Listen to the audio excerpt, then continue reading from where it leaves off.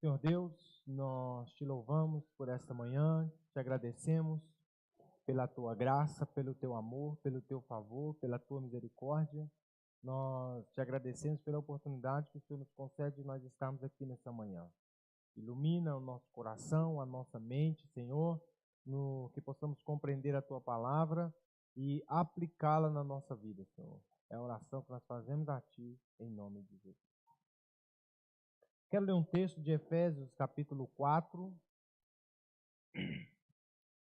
Efésios 4, do 1 ao 6. Efésios, capítulo 4, versículo 1 ao 6. Diz assim: Portanto, como prisioneiro do Senhor, rogo-vos que andeis como é digno da vocação com que fostes chamados, com toda humildade e mansidão, com longanimidade, suportando-vos uns aos outros em amor, procurando guardar a unidade do Espírito no vínculo da paz, há um só corpo e um só Espírito, como também fostes chamados em uma só esperança da vossa vocação. Um só Senhor, uma só fé, um só batismo, um só Deus e Pai de todos, o qual é sobre todos e por todos e em todos. Bem? Então nós vemos que o apóstolo Paulo, ele entendeu, mediante a revelação do Espírito Santo para ele, o que era o mistério que estava oculto desde a antiguidade, que era a revelação da igreja. E essa igreja, ela seria constituída de todos os povos, de todas as raças, de todas as tribos, de todas as cores, e todos iam estar em uma só fé, um só amor, um só batismo aos pés de Cristo. Então, o apóstolo Paulo está dizendo aqui que não há judeu nem grego, nem bárbaro, nem livre, nem escravo. Todos somos um só corpo, tendo Cristo como cabeça. Então, isso é essencial para nós entendermos que nós fazemos parte dessa igreja. E, além de entendermos que fazemos parte da igreja, que nós somos a igreja. Somos nós. Então, às vezes, quando nós falamos da igreja, não, mas a igreja está fria. Ah, a igreja está assim. Eu estou reclamando de mim mesmo, porque eu estou inserido nesse corpo. Né? É por isso que Jesus vai dizer, se você não tirar o cisto, a trave que está no seu olho, você não vai conseguir ver o cisto lá, né? Que está no olho do seu irmão. Muitas vezes a gente consegue enxergar lá um ciscozinho com uma trave muito grande no nosso olho. Então, quando é revelado a nós o que é o Evangelho, e nós fazemos parte dessa igreja, a primeira coisa que nós descobrimos é quem nós somos. Somos pecadores. Então, o apóstolo Paulo vai dizer, porque Jesus morreu para salvar os pecadores, dos quais eu sou o principal. Então, ele entendeu que ele era um dos maiores criminosos nesse sentido. Então, por isso que Jesus morreu para poder redimir ele. E a gente, trabalhando, nós paramos como a igreja trabalha, né? Foi onde nós paramos nessa semana passada, né? O que a igreja deveria fazer nesse sentido. Então, aqui está o modelo de igreja perfeita. A gente já falou sobre isso. Será que podemos viver assim?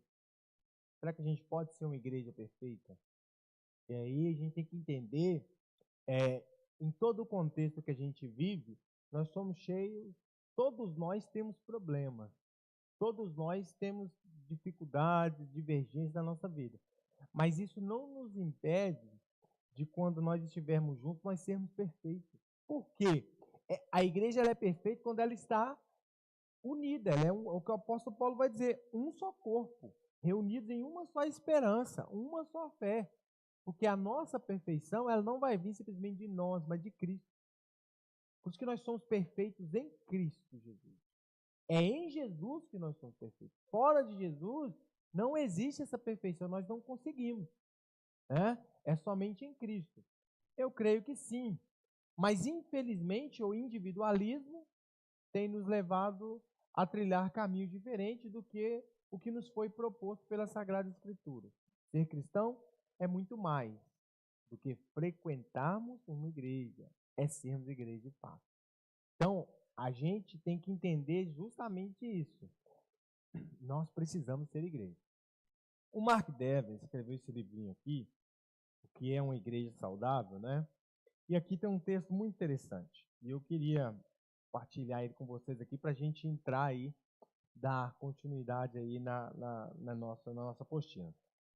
Ele diz assim: o que você procura em uma igreja?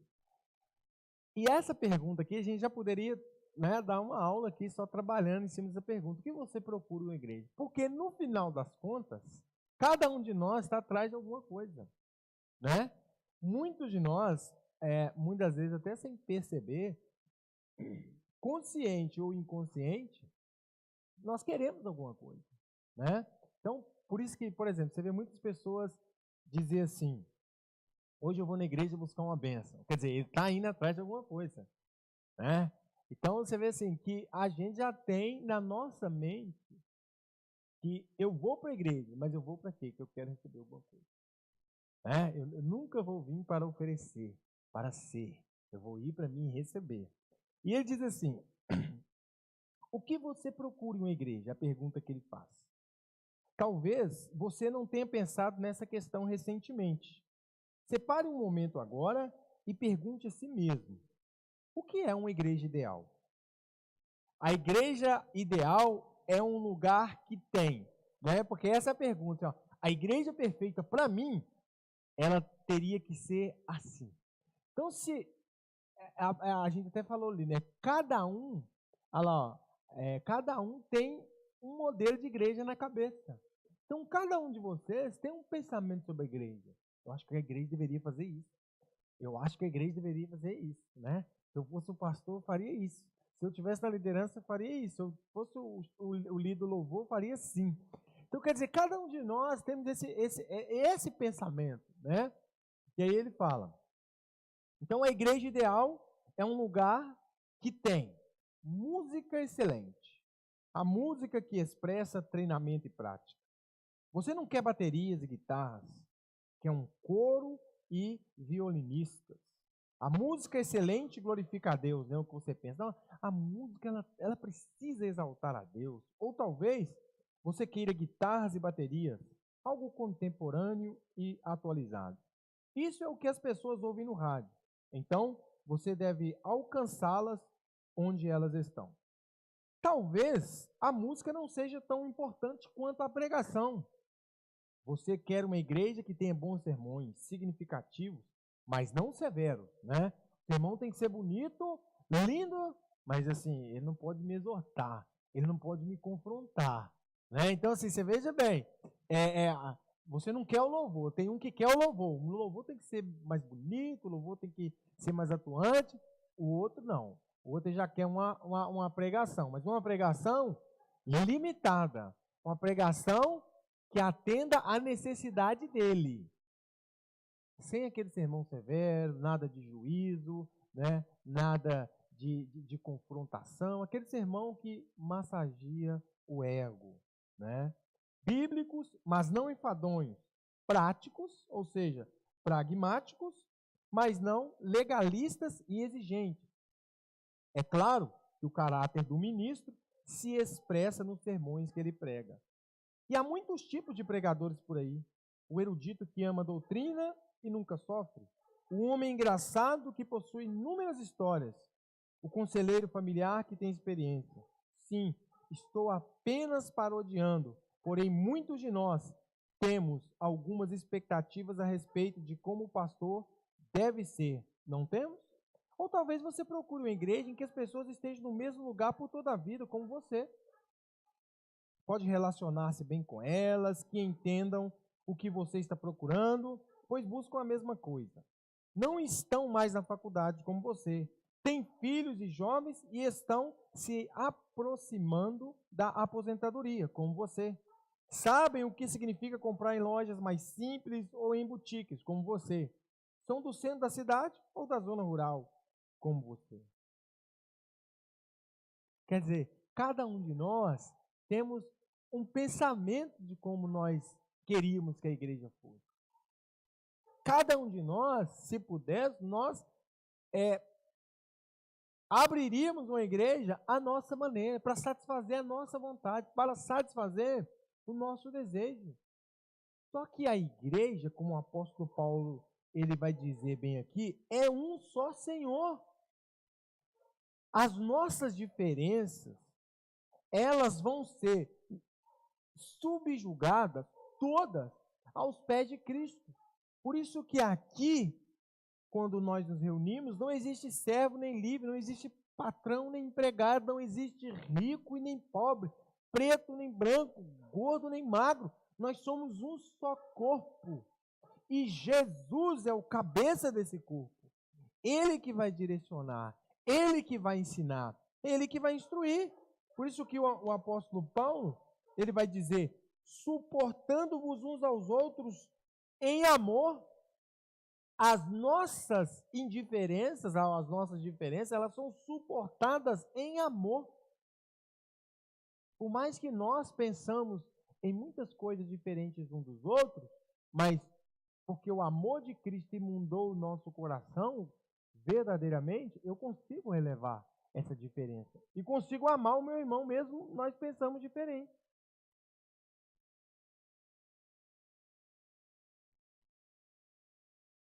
Então, o verdadeiro parâmetro de como a igreja deve ser, não são os nossos pressupostos. Então, assim, não é o que você pensa sobre a igreja. A igreja deve ser não aquilo que você pensa, e sim os contidos nas Escrituras Sagradas. Então, por isso que a verdadeira expressão de igreja, você vai encontrar aqui nas Escrituras. Se você for basear igreja olhando para a atualidade, você vai se decepcionar. Por isso que a sua visão de igreja, ela tem que partir das Escrituras. Porque aí você vai entender o seu irmão, você vai entender que ele é falho também, ele vai falhar, ele vai errar, como você, ele necessita da graça de Deus, como você, né? Então, primeiro, a igreja deve ser atuante no louvor, é o que nós falamos aqui, na oração e no testemunho, está lá em Marcos 16:15. A igreja deve ser atuante no louvor. E é interessante a gente falar um pouquinho sobre o louvor aqui, né? Eu vim até pensando sobre isso, porque quando nós pegamos o livro de Salmos, por exemplo, que vai ter ali, né, orações em forma de louvor, você pega do Salmo 120 ao Salmo 134, eles são chamados Salmos de Degraus, e justamente Salmos de Degraus porque eles cantavam esse salmo enquanto eles estavam indo para o templo cultuar, ou subindo as escadarias do templo, eles iam cantando esses salmos, do Salmo 120 ao 134. Então eles iam cantando, elevo os meus olhos para o monte, de onde me virá o socorro? O meu socorro vem do Senhor que fez os céus e a terra. Quando você pega os louvores aqui dentro da Bíblia, Miriam e todos os outros que fizeram louvores, você vai ver que o louvor sempre, Deus era o centro. Bendito seja o Senhor. Deus é o Todo-Poderoso, Deus fez maravilhas, Deus é grande, o Senhor é Criador, Ele derrotou os seus inimigos, Deus abriu o mar vermelho, Deus nos deu a vitória. Hoje você pega o louvor da igreja, da pós-modernidade, ele não é um louvor teocêntrico, onde o foco é Deus. Deus tem que ser adorado, Deus tem que ser exaltado, Deus tem que ser glorificado. Não. O louvor da atualidade, ele é antropocêntrico. Ele colocou o homem no lugar. É fato isso, é só você sentar na sua casa e começar a ouvir os louvores. Começa a ouvir os louvores que você vai prestar atenção que não é Deus, é você. Então, por exemplo, a partir do momento que você canta, veja bem, a Bíblia diz, para nós suportarmos uns aos outros em amor, com toda humildade, mansidão, longanimidade. Aí eu vou cantar um louvor na igreja, que ninguém me ajudou. Então um dia eu vou estar aqui em cima, você vai estar embaixo e você vai me aplaudir. Hã? Tá entendendo? O que esse louvor está dizendo? Que quando Deus te exaltar, nesses louvores, você às vezes não percebe, mas o inimigo é o seu irmão. Eles cantam como se um crente fosse inimigo do outro. Então, perdeu o sentido do louvor. E o problema é que é esses louvores que vende CD, contrata, paga caro esses cantores para vir na igreja, eles cantam, envenenam a mente do povo e o povo sai envenenado com aquela coisa. E Deus foi tirado do lugar. Os nossos louvores precisam glorificar a Deus. Eles precisam professar que Jesus Cristo é o Senhor, que Deus é o Criador, Deus é o Senhor, o Salvador. O nosso louvor, ele tem que glorificar a Deus, não o homem. Ele tem que nos colocar no nosso lugar, no nosso devido lugar realmente, que é aos pés de Cristo. Existem louvores que exaltam o homem como se o homem fosse o próprio Deus. Querem colocar o homem acima de Deus. Então nós precisamos ter um louvor atuante, mas esse louvor atuante não é um louvor alienado da palavra. Ele tem que ser emanado da palavra. Por quê? Porque era o que eles cantavam a palavra. Quando Jesus lá na ceia disse que depois de cear eles cantaram um hino. Que hino você acha que Jesus cantou? Você acha que Jesus inventou um hino ali agora? Não. Eles já tinham essa tradição de cantarem os salmos. Então isso é fundamental para nós. A igreja também, ela deve ser frutífera. Está em João, capítulo 15, do 1 ao 6. A igreja precisa produzir fruto. E o evangelista João, ele disse, o machado já está posto a raiz. Toda árvore que não produz fruto será cortada e lançada no fogo. Aí João 15, Jesus diz, aquele que produzir fruto, ele vai ser limpado para que possa produzir mais fruto. Então a igreja precisa gerar fruto, a igreja precisa produzir fruto. Fruto da igreja, por isso que é chamado fruto. A igreja precisa produzir esse fruto. Nós precisamos ser realmente uma árvore frutífera. Uma árvore que produz fruto. A gente tomou um suco de acerola ali gostoso. Por quê? Porque tem uma árvore lá que está produzindo. Agora, se essa árvore está lá e entra ano e sai ano, ela não produz fruto, o que você vai fazer com a árvore dessa? Aqui, eu tenho um pé de acerola na minha casa. Olha, você vê que acerola linda. Você pega fruto nela? Não. Não faz sentido. Vamos cortar esse negócio logo e aproveitar esse espaço. É justamente a igreja. A igreja que somos nós, precisamos produzir frutos. Produzir frutos dignos de arrependimento. A igreja deve ser harmoniosa no falar, no sentir e no decidir. Tem que haver uma harmonia, essa palavra harmonia é muito interessante, porque é muitas vezes o que falta em nós, essa harmonia, de nós realmente estarmos pensando como Cristo pensava, agir como Cristo agia, falar como Jesus falava, nesse sentido, Quer dizer, nós temos verdadeiramente na nossa verbalização o amor de Deus expressando através das nossas vidas. Nós realmente temos igreja. Nesse tempo que nós vivemos, é um tempo difícil, mas se realmente nós conseguirmos, irmãos, sermos igreja, nós vamos fazer diferença. Que Paulo vai dizer isso em Colossenses 1:27. Cristo em vós, esperança de glória. Se realmente Cristo transparecer através de nós, a glória dele vai refletir na vida do pecador e o nome dele vai ser glorificado. O nome dele vai ser exaltado. A igreja deve ser nutrida com a palavra e com a sã doutrina. Não existe nada mais sólido para alimentar a igreja do que a palavra. Vamos ler lá em João, Evangelho de João, capítulo 6, versículo 63. Evangelho de João 6, verso 63. Olha o que ele diz. Evangelho de João 6, 63, ele diz assim, olha, o Espírito é que vivifica, a carne para nada serve. As palavras que eu vos disse são Espírito de vida. A igreja, para ela crescer na medida, no tamanho, na saúde perfeita, ela precisa ser nutrida com a palavra. A palavra, ela precisa ter a primazia na igreja.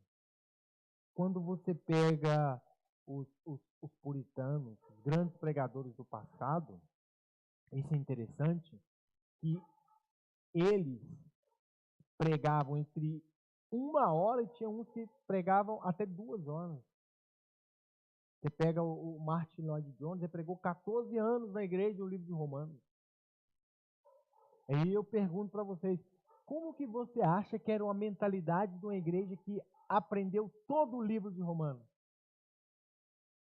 Ele pregou 6 anos, quase 8 anos, o livro de Efésios, na igreja dele. Pregou todo o livro de Atos dos Apóstolos. Teve um dos puritanos que gastou 25 anos pregando o livro de Jó. 25 anos, 1/4 de século, é muita coisa. E no último sermão dele, ele pediu perdão à igreja, chorando, porque ele não falou tudo que ele tinha que falar, você imagina? É a sequência de pensamento, do entendimento. O Mark Dever aqui, ó, ele escreve um livro chamado 9 Marcas de uma Igreja Saudável, e lá ele vai dizer algo interessante, que quando ele assumiu a igreja, lá, a igreja de Capitol Hill, lá em Washington, quando ele começou a pregar as mensagens mesmo, pregar a Bíblia mesmo, eu vi o vídeo dele ele falando isso, metade da igreja foi embora. Metade da igreja foi embora. Não, esse negócio não está com nada, não. Isso aqui está aqui em João, aqui, capítulo 6, 7, quando Jesus fala assim, ó, eu sou o pão da vida. A Bíblia diz que os discípulos olharam e falaram assim, ó, dura esse sermão. Foram embora. Foram embora também, porque quando a mensagem ela é ensinada, ela confronta. Ela vai confrontar o seu estilo de vida, sua maneira de viver, sua maneira de pensar, ela vai confrontar o seu cristianismo, ela vai confrontar sua fé, ela vai confrontar você a verdadeiramente ser moldado à imagem e à semelhança de Jesus. E quem quer ser confrontado? Quem? É a mesma coisa, todos nós estamos aqui, andamos, falamos, mas se qualquer um de nós sofremos um acidente, e aí nós precisarmos fazer terapia. Na hora que vamos colocar na perna, né? Sua perna ficou dobrada, ficou atrofiada, aí precisa fazer terapia. O médico vai precisar fazer o quê? Puxar a perna, não é? E o que você vai sentir? Dor. Mudar o pensamento dói.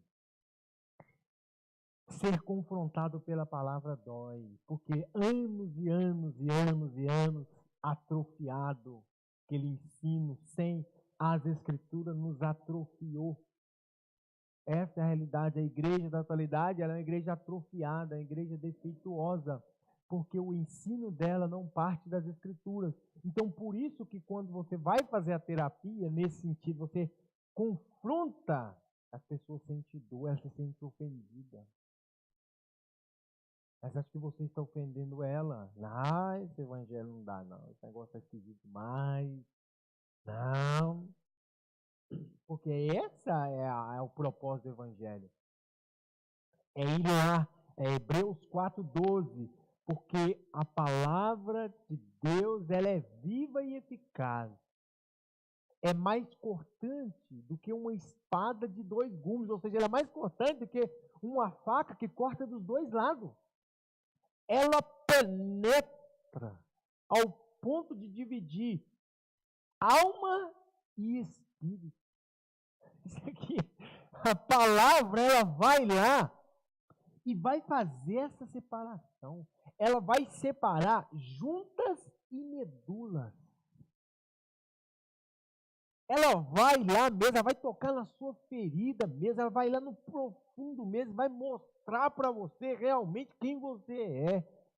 Então é a palavra que vai nos levar, nos guiar a essa medida perfeita.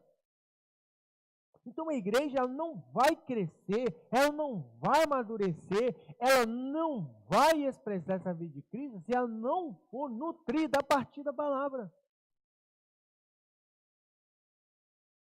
Ler o texto, explicar o texto e aplicar o texto. Então isso é fundamental, a igreja precisa da palavra, a igreja precisa da doutrina, a doutrina que está nas Escrituras, a doutrina da própria Escritura, a doutrina de Cristo, a doutrina de Deus, a doutrina do Espírito Santo, está tudo aqui, a igreja precisa ser nutrida com isso, um alimento sólido. Não é você ficar dando leite. Né? O escritor dos Hebreus fala assim, ó, eu não pude tratar vocês como pessoas maduras, vocês, pelo tempo de cristão que vocês são, já era para vocês ser mestres. Eu que eu tenho que vir aqui dar leite para vocês, aquele meninão lá com a mamadeira, mamando leitinho, ai que leite gostoso. Quer dizer, o cristão, você precisa de comer feijoada, é coisa forte mesmo, ser pesado. Nossa, mas que negócio forte que eu comi aqui, né?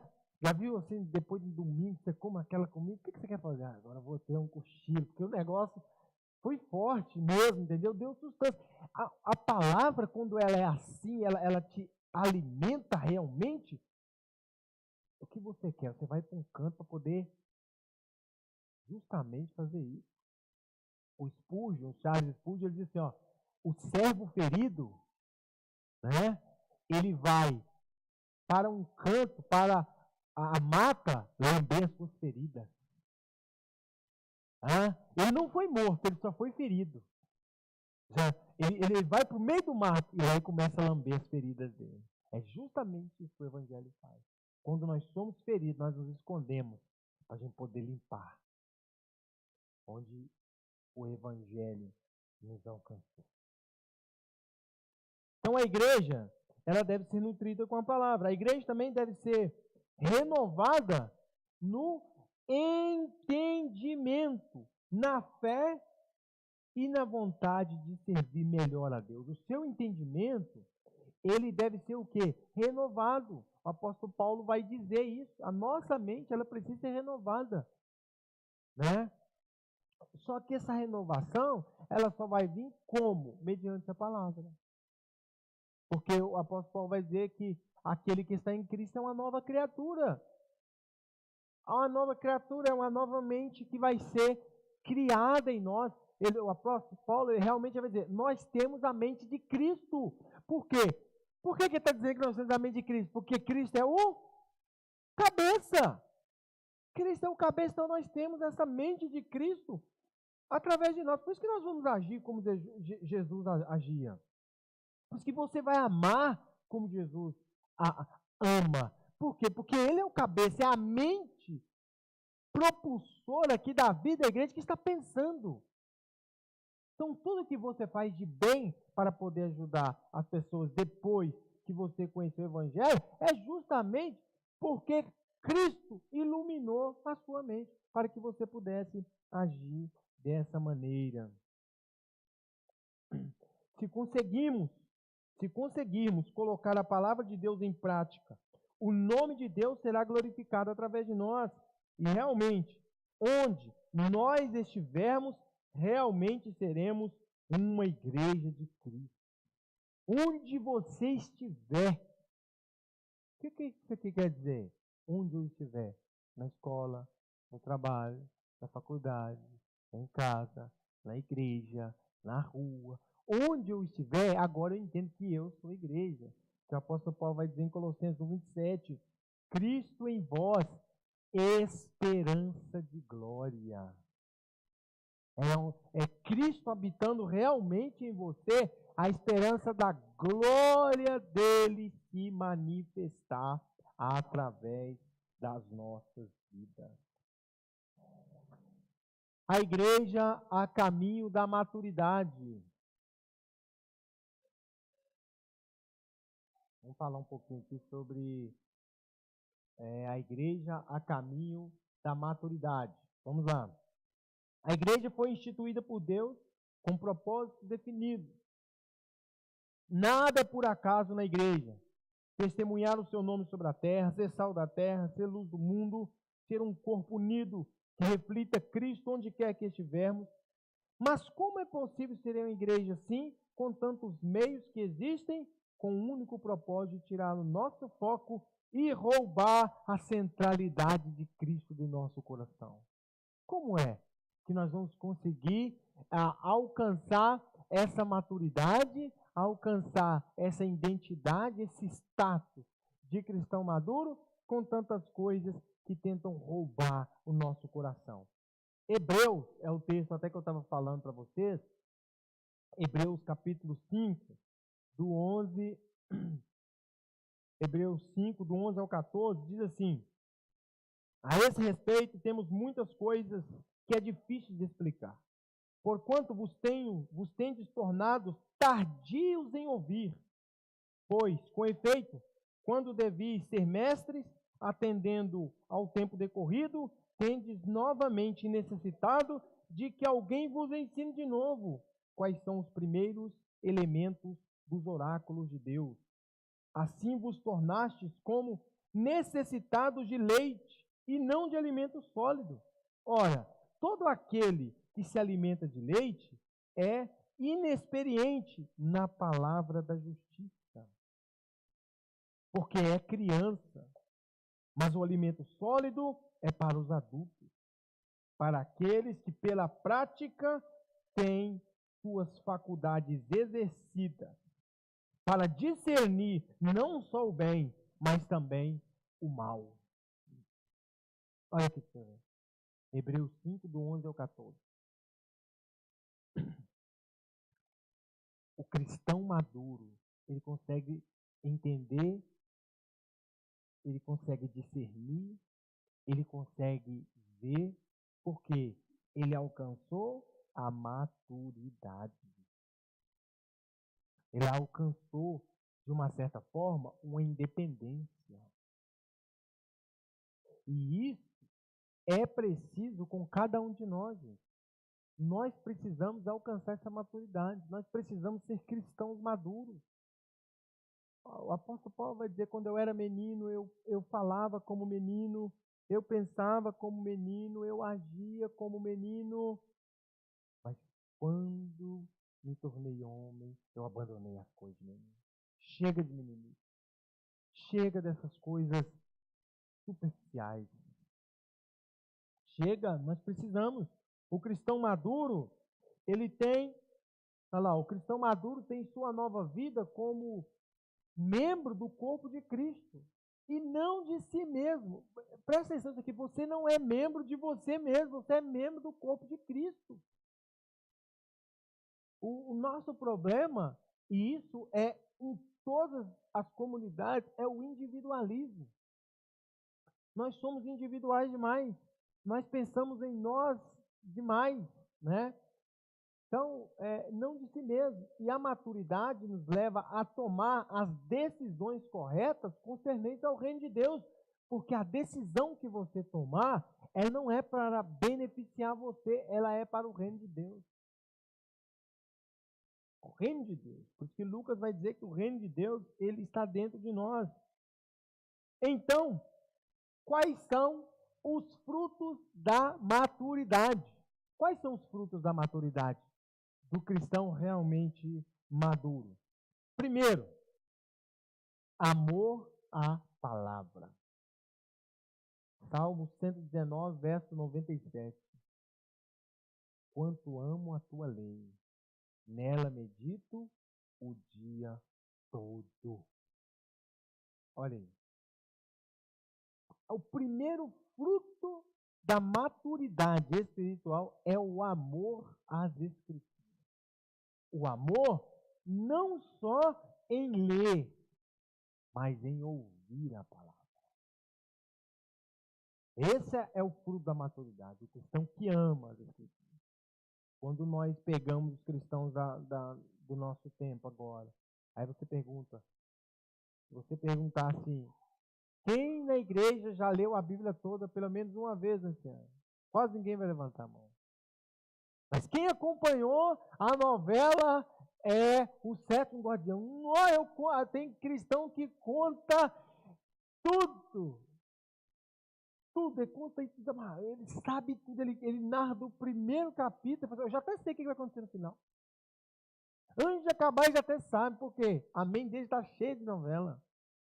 Sabe todos os episódios do Smallville, ele sabe tudo do Game of Thrones, sabe tudo. Mas, você já leu a Bíblia? Eu não consigo. Me dá sono. Quer dizer, não faz sentido para nós. Eu amo a Deus. Jesus é o meu Senhor. Mas como é que o seu Senhor, o seu Salvador, ele te deu um manual. Você leia, ele te deu um mapa. João 5,39. Examinar as Escrituras. Examinar é fazer como um investigador de homicídio que procura todas as pistas até descobrir o criminoso. É você investigar realmente as Escrituras, mergulhar nela e entender a revelação de Deus para você. As Escrituras é a revelação verbal de Deus para nós. É um amor à palavra. O cristão precisa amar as Escrituras. A verdadeira maturidade está ligada diretamente à palavra de Deus. Não existe maturidade desvinculada das Escrituras. Ué, eu amo a Deus, mas eu não gosto de ler a palavra. Então, quer dizer, tem um negócio errado aí. Está entendendo? Não faz sentido. É a mesma coisa que Jesus diz, eu amo a igreja, mas eu não estou nem para eles, não. Não vou ouvir a oração deles, não. Quer dizer, não faria sentido isso para nós. Então, é o amor à palavra. 1 Timóteo 4,15. Medita essas coisas, ocupa-te nelas, para que o teu aproveitamento seja manifesto a todos. As Escrituras são fundamentais para nós. Romanos 10 vai dizer, a fé vem pelo ouvir, e o ouvir, 365 louvores? A fé vem pelo ouvir, e o ouvir, a palavra de Deus. Quando nós ouvimos a palavra, ela gera fé em nós. A certeza de quem Deus é para nós. Convicção. Né? Não existe maior prova de maturidade do que o amor pela palavra de Deus. Pois se realmente eu amo a palavra de Deus, estarei automaticamente amando o próprio Deus. Por quê? Porque as Escrituras é a revelação de Deus. Pois não tem como amar a Deus sem amar a tua palavra. Cristãos maduros amam não só a leitura devocional da Bíblia, mas também o ouvir a exposição das Santas Escrituras. Ouvir a proclamação da palavra. Isso é fundamental para nós. Ele consegue discernir os benefícios da palavra de Deus sobre a sua vida. Você consegue entender qual o benefício que a palavra de Deus gera na sua vida?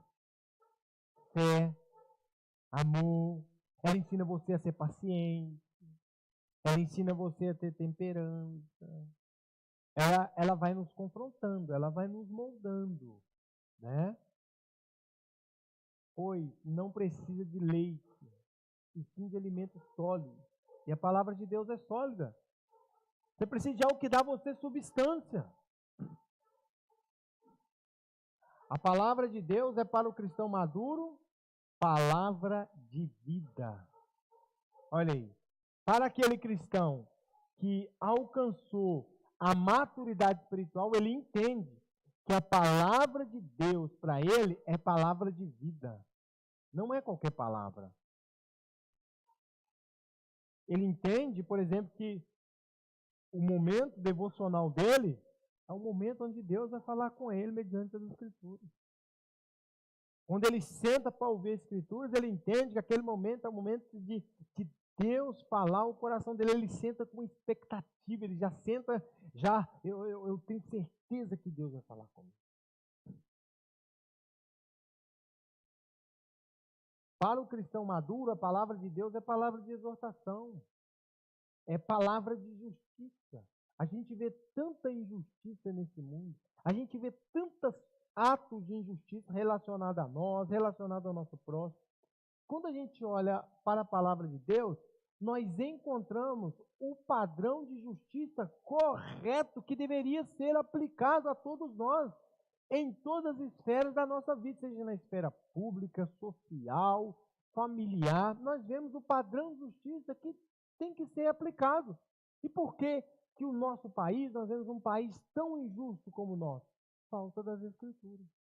A Bíblia vai dizer que quando os justos governam, o povo se alegra, mas quando o ímpio governa, o povo sofre. Quem é o justo ali que governa? Não é o cristão. É aquela pessoa que age realmente com justiça. Ele não quer beneficiar ninguém. Ele não entrou lá por benefício próprio. Ele entrou lá realmente para defender o povo. Então nós precisamos que a palavra de Deus seja o nosso padrão de justiça. A palavra de Deus para o cristão maduro, ela é uma palavra de poder. Isso aqui não é uma palavra qualquer, isso aqui não é a palavra de homem, isso aqui não é a palavra do pastor, é a palavra de Deus. Ela é a palavra do Senhor, ele entende isso, que ela é a revelação de Deus. Ela é a palavra viva.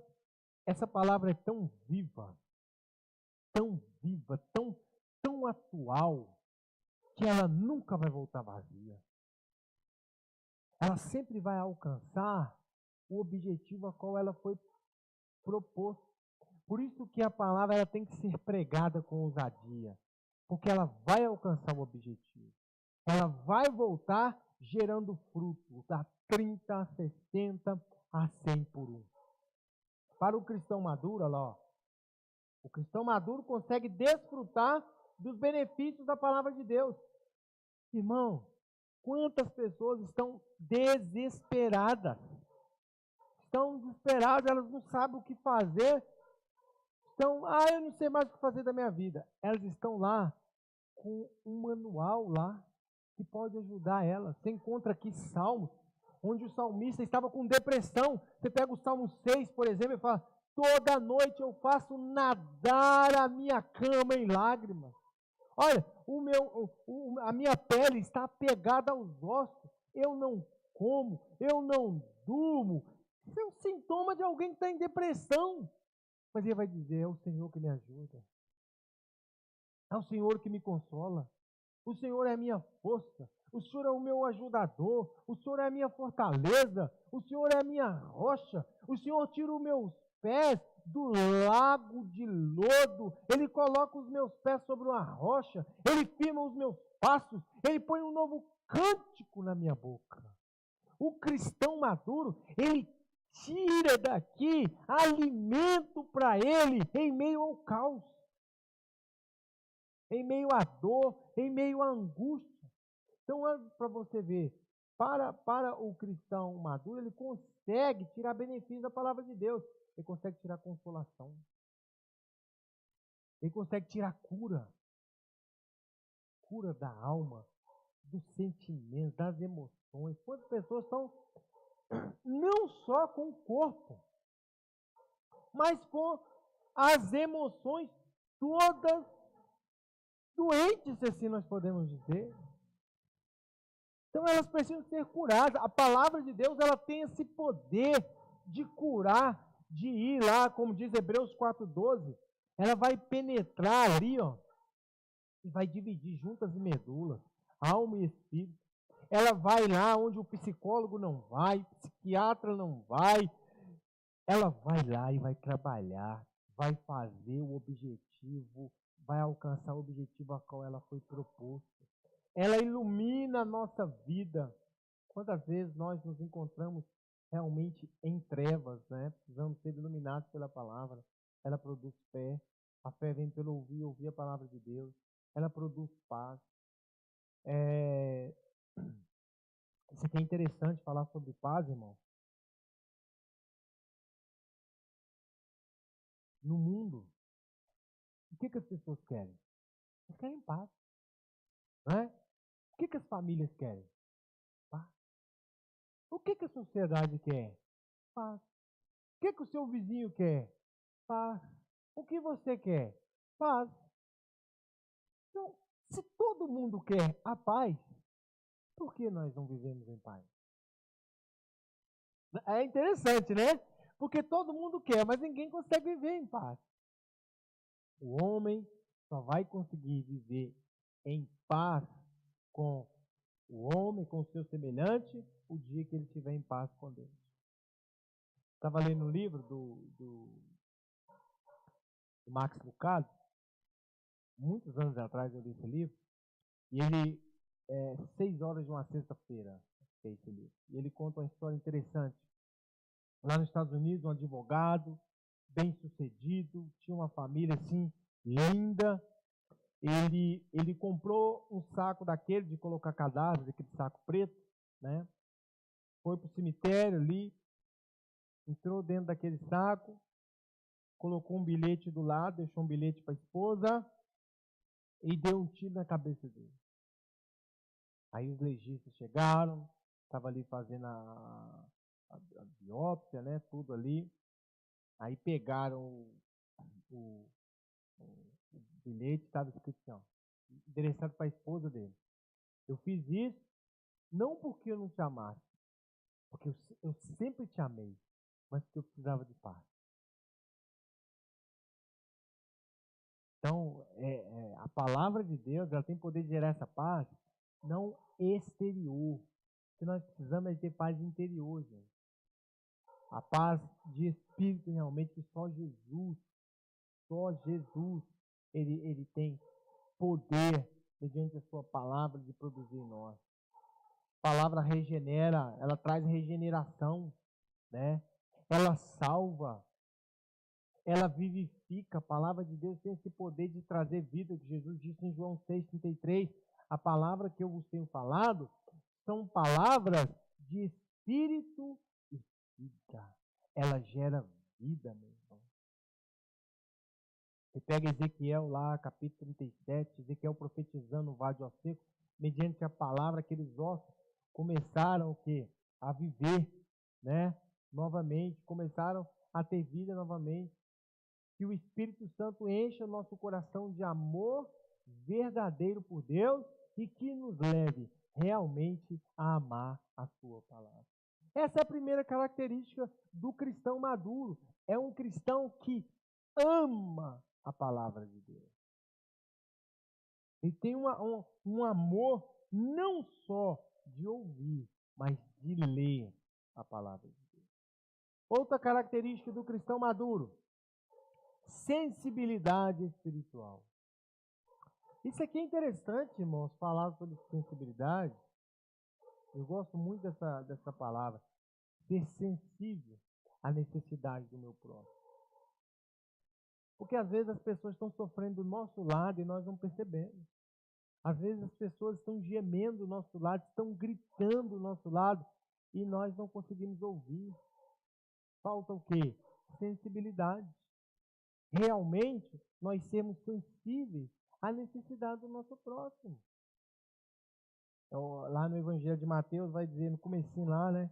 E Jesus, olhando para a multidão, sentia grande compaixão delas, porque elas estavam como ovelhas sem pastor. Por que Jesus sentia compaixão daquelas pessoas? Não era simplesmente porque elas não tinham comida, não era simplesmente porque elas estavam jogadas, é porque elas estavam realmente abandonadas. E quando Jesus olhava para elas, ele via não só o exterior delas, mas o interior, como interiormente elas estavam acabadas, destruídas. Precisava de alguém que realmente fosse luz para elas, realmente alguém que mostrasse e iluminasse o caminho delas.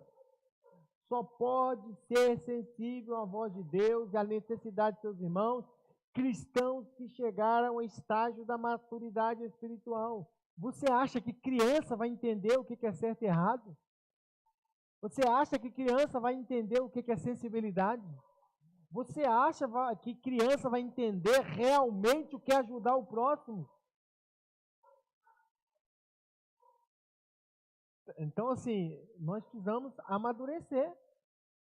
Precisamos ser cristãos maduros para poder entender a necessidade do meu irmão. Né? Eu até falei semana passada, a gente desenvolver esse vínculo realmente, esse círculo realmente de amizade, de confiança, dos homens com os homens, das mulheres com as mulheres, para quê?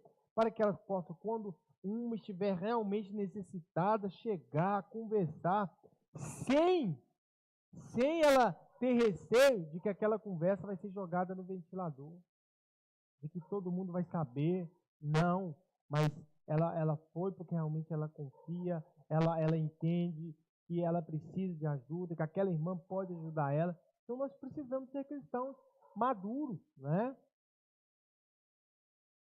Paulo, escrevendo aos Filipenses, deixa esse desejo claro, Filipenses 1,19. E esta é a minha oração, que o vosso amor aumente mais e mais em pleno conhecimento e toda a percepção.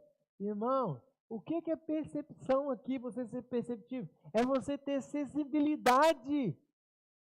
É você sentir realmente a necessidade do seu próximo. E toda a percepção que verdade estrondosa. Que verdade estrondosa? Falta essa percepção em nós. Quanto mais irmãos entram no culto, olha para você ver isso aqui, ó. Quantos irmãos entram no culto com problemas e saem da mesma forma, tristes, angustiados, decepcionados, aflitos, com o coração entenebrecido, desejo intenso de suicídio, e na maioria das vezes não conseguimos detectar por falta de uma sensibilidade aos irmãos. Quantas vezes chega um irmão, você até abraça ele, mas você não consegue sentir a necessidade dele. Você não consegue sentir porque falta essa conexão realmente, falta essa sensibilidade para que o Espírito Santo ilumine o nosso coração e nós realmente venhamos entender. Então nós precisamos entender que nós precisamos realmente ter essa sensibilidade no nosso meio, orar. Ó Senhor Jesus, me faça sensível à tua voz, me faça sensível à necessidade do meu próximo, à necessidade do meu irmão, que o Senhor possa me iluminar. Me fala se ele está precisando, me direciona. Talvez ele não quer falar, mas me direciona para saber se ele está precisando de alguma coisa, para que a gente possa, como igreja, estar ajudando. Então nós precisamos estar orando nesse sentido, né? A realidade é, nós não conseguimos sentir as dores, as aflições dos nossos irmãos. Jesus é o nosso maior exemplo. Aliás, ele é o exemplo em tudo para nós. Mateus 9, 35 e 36. E percorria Jesus todas as cidades e aldeias, ensinando nas sinagogas, pregando o evangelho do reino de Deus e curando todas as enfermidades e moléstias entre o povo. Vendo ele as multidões, tinha grande compaixão delas, porque andavam cansadas e abatidas, como ovelhas sem pastor. Por que Cristo conseguia ver as multidões e detectar os seus problemas? Pela sensibilidade. Veja, um texto que eu gosto muito é aquele da mulher do fluxo de sangue.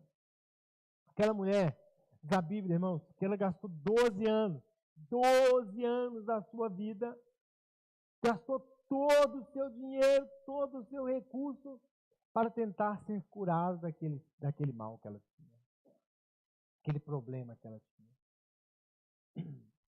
Não foi curada. Um dia ela falou, ouviu falar de Jesus, eu vou atrás desse homem. É interessante quando a gente não sabe com quantos anos ela foi para lá, mas você tem que entender que 12 anos é muita coisa. Então, assim, existe todo um contexto ali por trás daquela história. Quando Jesus, ela toca na hora de Jesus, Jesus para e fala assim, olha, alguém me tocou. Os discípulos falam, Senhor, não, está todo mundo te tocando. Jesus fala, não, alguém me tocou de forma diferente, porque eu senti que de mim está o poder. Aí vai dizer o texto que aí aquela mulher ficou envergonhada, ela parou, então, e ela lhe contou tudo. Sabe, eu gosto dessa palavrinha tudo, né? Ela contou tudo para ele, a história toda. Toda, sabe? Que ela contou tudo. Então você imagina o tempo que Jesus levou ali ouvindo aquela história. A Bíblia não descreve isso, mas está lá. Então Jesus olhou para ela. É maravilhoso essa palavra. Jesus olha para ela e diz, filha, olha que coisa linda.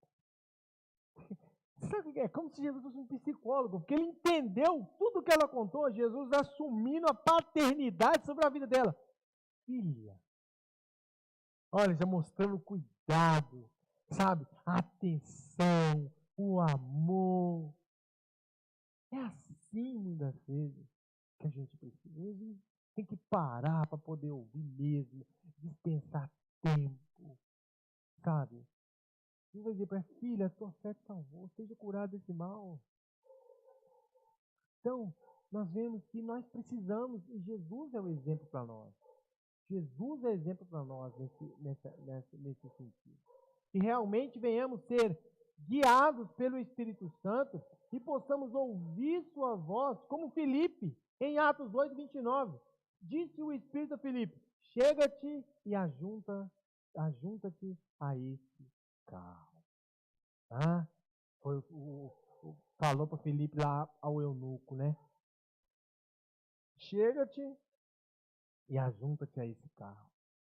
Quando ele chegou lá, o etíope estava lendo. Ele perguntou, você entende o que lê? Ele falou, mas como eu vou entender se não há quem me explique? Sabe, por que houve salvação ali naquela história? Porque Filipe foi sensível. Então, nós vamos parar por aqui, falando sobre a maturidade. Semana que vem a gente dá continuidade falando sobre a maturidade do cristão e a gente termina a nossa exposição sobre o que é a igreja. Que eu possa abençoar vocês em nome de Jesus. Amém?